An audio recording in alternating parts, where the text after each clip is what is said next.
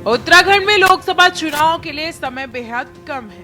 भाजपा कांग्रेस ने चुनाव से पहले अपने संकल्प पत्र पर काम शुरू कर दिया है। वहीं सत्ताधारी दल भाजपा ने अपने संकल्प पत्र के लिए प्रदेशवासियों से सुझाव भी मांगे हैं। इसके तहत प्रदेश भर में भाजपा को 70,000 से ज्यादा सुझाव आए हैं। अधिकांश शिकायतें बिजली, पानी, सड़क और क्षेत्र के विकास से संबंधित मिली हैं।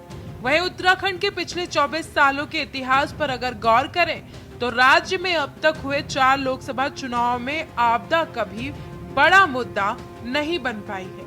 राजनीतिक दलों की उपलब्धियों, राष्ट्रीय और राज्य के अवस्थापना और बुनियादी विकास से जुड़े मुद्दे के शोर से आपदा का मुद्दा नहीं रहा, जबकि हिमालयी राज्य उत्तराखंड हर साल बाढ़, भूस्खलन, भारी बारिश जैसी प्राकृतिक आपदाओं का दंश झेलती रही है। बावजूद इसके आपदा प्रमुख मुद्दा नहीं बन पाता है। लगभग ये 70,000 से ज्यादा है और 70,000 से भी अधिक लोगों ने सुझाव दिए हैं, जिनमें 60% स्टेट के लिए है। आपदा निश्चित रूप से बड़ा मुद्दा है और प्रमुख मुद्दा है, वो रहेगा।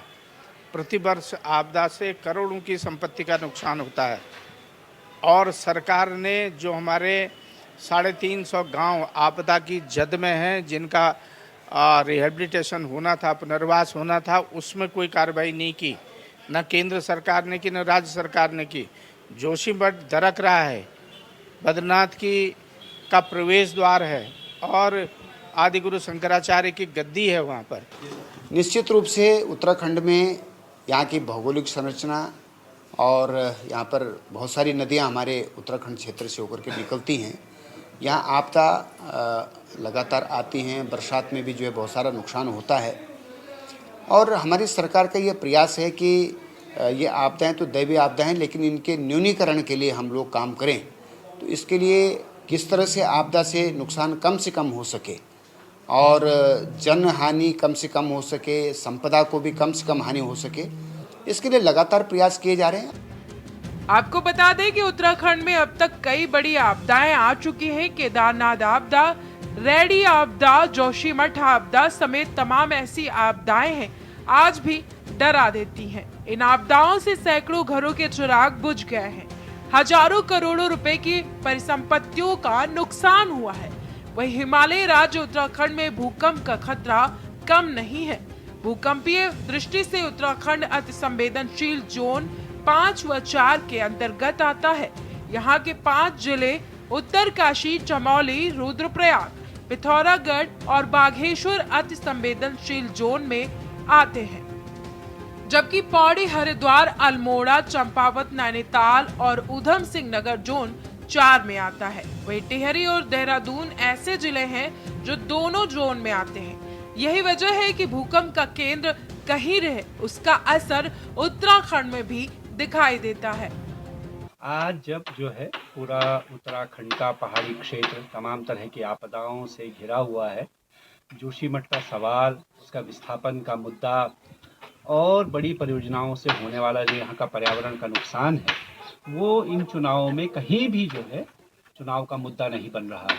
हम लोग जो आपदा से प्रभावित लोग हैं, हिमालय में पर्यावरण की रक्षा के लिए, हिमालय की रक्षा के लिए लड़ने वाले लोग हैं, हम लोगों की ये मांग है कि इस चुनाव में 2024 के चुनाव में ये सवाल जो है हमारी राजनीति के सवाल बने।